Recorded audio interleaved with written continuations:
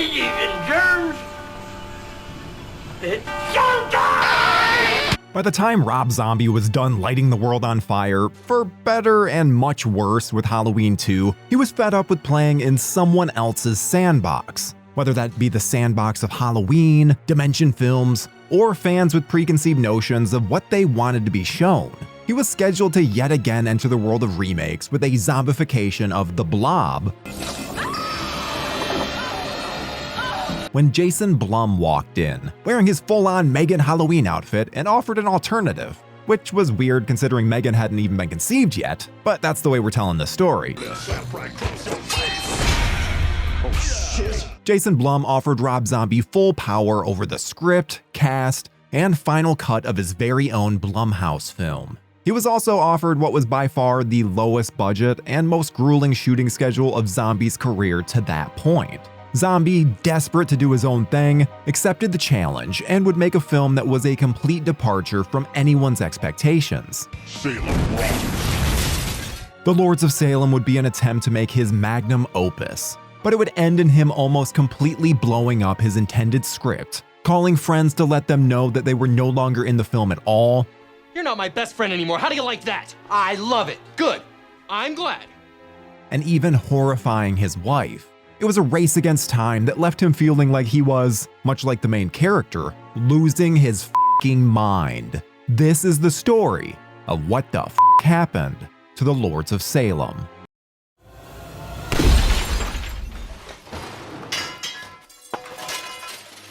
Like any good Rob Zombie film, the idea of Lords of Salem began at a wedding. He had purchased a book on the Salem witch trials to try to read while he was bored, and thought that it would be a cool idea to flip the script. What if some of the women who were killed weren't actually innocent?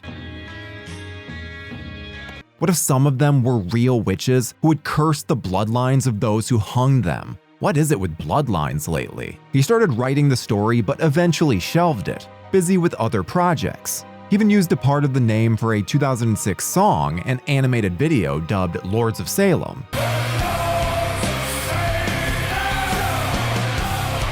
But it wasn't until Jason Blum and friends levitated towards Zombie with an offer that he could not refuse.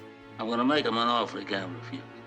And he decided to dust off the script and get to work. Blum had approached Zombie, asking him if he had anything supernatural in nature that they could produce for him. Zombie was relatively fresh off the not always pleasant experience of working with Dimension Films and the Weinsteins at the time on Halloween and Halloween 2.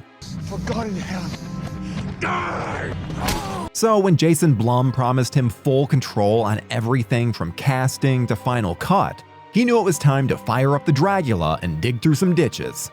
Probably even burn through some witches.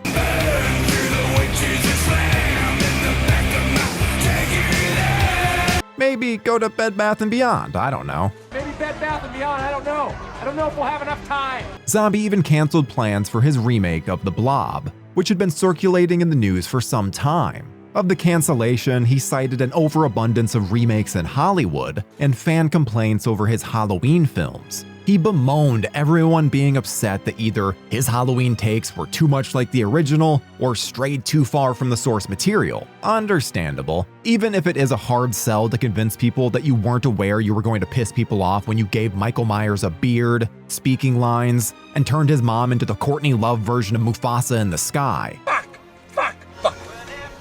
My point is, I think everyone would agree that it was time for Rob to do his own thing again. Zombie went home and dusted off his Salem script that, at the time, was not much more than the bare-bones story about some old-school witches and a modern radio station. You know, I think I'm starting to like it. He did a lot of research on the Salem witch trials, if only to make sure that he avoided telling the same story in any capacity. He wanted to know the facts so that he could avoid them and give an original take. Oh boy. Satan, come to us. Blum had given Zombie all the free rein that he could ask for, but was only willing to risk a small amount on the venture. A very small amount that ended up somewhere around $2 million. For reference, the lowest budget that Zombie had worked with up until that point in his career had been $7 million. I think I should get going. Ow, what the fuck? Even worse, the budget would barely allow for 4 weeks of filming. which would turn out to be detrimental to the script that he'd written. But if we are saved, our bodies will rise again. In the original script for The Lords of Salem, Zombie had an abundance of screen time dedicated to 2 storylines that had to be taken out entirely. By his own admission, the director and musician was never fond of sticking to a script religiously, knowing how quickly things could change on the fly. But this was a different monster altogether. You strike me as a man who would normally mind his own business. He found himself waking up early every day during shooting and rewriting entire pages when he realized that they didn't have the time nor the money to shoot what everyone had planned. He said himself that the actors didn't know what the hell was even going on half of the time. What the fuck is it? What the fuck is going on? Even his wife, Sheri Moon Zombie, was frustrated when she'd wake up to find the new pages printed out on the counter. Sometimes he would leave before she saw them so that he didn't have to look at the horror on her face upon reading everything that had to be cut from the film. Give me 1 second. Fuck you! For the most part, the IMDb for The Lords of Salem reads as your typical Zombie and Friends, Happy Madison-esque production. There's horror royalty and the likes of Meg Foster, Dee Wallace, and Ken Foree, who gives an underrated performance as a concerned colleague trying to help his co-host stay clean. There's also great pick for a Dave Grohl biopic, Jeff Daniel Phillips, fresh off having his face squished like a pumpkin by H2's Michael Myers in the strip club parking lot. He also gives a heartfelt performance that deserves a little more credit. Newcomer to the world of Zombie, Bruce Davison, is fantastic as the charismatic scholar Francis, whose character could have been a lead and deserved far better than a frying pan to the face. Oh no! But the story of the casting for Lords of Salem was in who you didn't see on screen. Victims to the shooting schedule were piling up left and right, as Zombie had to cut multiple flashbacks to the Salem witch trials era to save time. As a result, actors' roles were heavily cut short or removed entirely. These casualties included Barbara Crampton, Sid Haig, and Michael Berryman. Revered actor Richard Lynch was supposed to play the character of Reverend Hawthorne, but was in rather poor health and unable to complete the task at hand. Eventually, the actors on set that day, including Berryman and Haig, were sent home, and Zombie was never given another shooting day to return to the scene, and Zombie just had to cut around it. Andrew Prine, originally hired to play a different character entirely, was switched to the role of Reverend Hawthorne, and Lynch sadly passed away while they were filming. Another scene, a mini faux film called Frankenstein and the Witch Hunter that featured Zombie cohorts Clint Howard, Udo Kier, and Camille Keaton, fell victim to the cuts entirely as well. Principal photography for the film itself started in April of 2011. Luckily for Zombie, his frequent collaborator and friend Wayne Toth had been hard at work on creating the special effects work long beforehand, and it shows.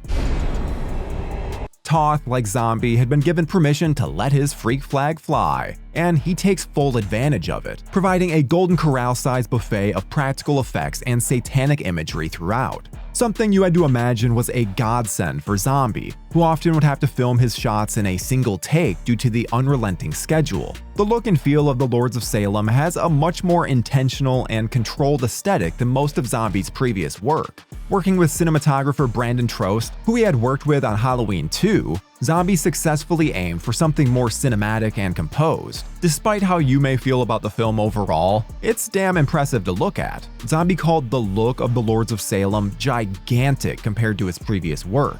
He wanted to make a movie that looked like a Stanley Kubrick picture, with the mood of a Roman Polanski film, that felt as if Ken Russell himself had directed The Shining. Come on.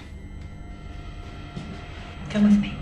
The atmosphere of the historically haunted town of Salem is also present at times, with some of the exterior locations being shot on site, although most of the interior shots took place on set in Los Angeles. Flashback sequences of naked witches getting down with a sickness took place in the canyons of California during relatively frigid temperatures. Zombie recalled feeling guilty as the crew stood with huge coats in front of heaters, while actresses like They Live's Meg Foster were forced to film scenes naked in the dirt. For the sounds of the Lords of Salem, Rob Zombie enlisted his own guitarist, known as John 5, to score the film. Zombie expressed that he wanted a depressing piano or guitar that conjured the score from Suspiria, and that he knew his colleague would be able to make it memorable. Luckily for them both, Zombie's press tour for the Lords of Salem coincided with the band's new album, and they were able to promote both of them at the same time. Getting the film edited while also touring with the band, however, proved to be quite difficult. Zombie recalled feeling like he was losing his mind, going on tour and coming home and editing, before going back on tour and coming home only to edit again. Time management seems to be an understandable issue with the bearded one. Finally, The Lords of Salem was released upon the world, or rather the Toronto International Film Festival, on September 10, 2012. Between this and other test screenings, Zombie was unsure how to gauge the audience's reaction at first. He recalled that no one seemed quite aware of what they were about to watch, behaving as though they were about to screen another typical zombie picture. He felt a weird shift in the originally laid-back audience when they realized how serious the tone would remain. We are ready. Satan, come to us. This is something that would reverberate through audiences watching when the film released in theaters a few months later. Rather than an upfront, brutal assault on your senses, The Lords of Salem is a slower, more personal haunt. Many considered Heidi's plight in the film as an allegory on addiction, which makes sense depending on how reliable the narrator of the film is. Are these awful things happening to her real, or just her mind succumbing to her deadly drug habits? And did she ever have a choice either way? It's certainly a far cry from Tutti fucking Fruity. Tutti fucking fruity. Shut up. Tutti fucking fruity. Theatrically, The Lords of Salem opened in only 354 theaters. What the fuck, Blumhouse? And in turn would barely recoup just over $1.5 million at the cinema, just in the ballpark of its minimal budget. As can be expected with a zombie film, both critical and audience scores are a mixed bag. Bitch, I will crawl over there and I will skull fuck the shit out of you! I'll get the crutches for you. Some lauded Zombie's restraint and maturation as a filmmaker, while others found it to be all style and no substance. Meanwhile, some of his most ardent admirers either appreciated the big swing, or were bummed to find out that it was such a departure from the work that they had come to love over the years. The film currently sits on Rotten Tomatoes with a 47% Rotten Critics score and a 30% Rotten Audience score. Thankfully, a novelization with author B.K. Evanson would be released in 2013 that featured Zombie's full vision for the film. Zombie worked hand in hand with Evanson in writing the novelization and declared it to be the restoration of his original script, which was apparently completely different than what ended up on screen by the time it was said and done. In the end, Zombie was indeed able to make the film that he wanted to make. At least, the film that he wanted to make if he were only given just over 22 days and a very small amount of money too.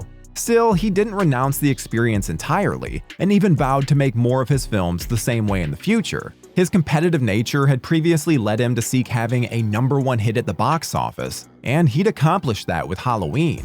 Now, he doesn't care about that anymore and is happier doing films like this. For instance, when it comes to the very final shot of The Lords of Salem, a shot featuring Heidi playing with her golden retriever, it tested terribly with audiences. Rob Zombie knew that everyone hated it, and yet still demanded that it stay in the film, because he liked it, and he was the one who was going to have to live with it. And that is what the fuck happened to The Lords of Salem.